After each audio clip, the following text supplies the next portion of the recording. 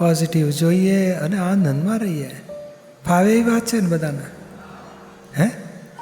હા, તો વાંધો નહીં. બીજું ના કેમ પાડો છો? અહીંયા નેગેટિવ નહીં બોલવાનું, પોઝિટિવ જ બોલવાનું, તો આનંદમાં રહેવાશે.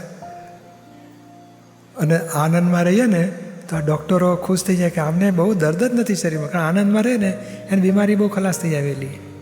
આ બધી બીમારીઓ વિષાદમાંથી ઉત્પન્ન થાય છે. માનસિક દુઃખો, પછી શરીર ઉપર અસર થાય, વધારે વખત જાય ને પછી મન કહેશે પગ બહુ દુખે, કેળ તો નહીં દુખતી ને, પછી હાર્ટ તો સારું છે, લંગ સારા છે, કિડની સારી છે, બધું સારું છે ને, એટલે મન ખુશ થઈ જાય.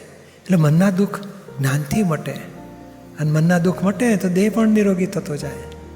એટલે આનંદથી બધા દર્દો મટે, અને વિષાદથી, દુઃખથી, વેદના ભોગવવામાં નવા દર્દો વધતા જાય બધા. એટલે આનંદમાં રહેવાનું. અને આ પોઝિટિવિટી આપણી પાસે એટલું બધું છે, દરેક આ સંસારમાં વિપરીત બુદ્ધિ છે, એટલે સારી વસ્તુમાંથી નેગેટિવ શોધીને પછી દુઃખી થાય ને દુઃખી કરી નાખે. અને સમ્યક બુદ્ધિ પોઝિટિવ શોધી, આ 10 નેગેટિવમાંથી એક પોઝિટિવ શોધીને આનંદમાં રહે. એટલે આ પોઝિટિવ જોવાનું, આનંદમાં રહેવાનું. આપણે કઈ બુદ્ધિ કે નેગેટિવ બતાડે, આપણે ખબર પડે કે આ નેગેટિવ કેમ બતાડો છે, ચાલો પોઝિટિવ જુઓ.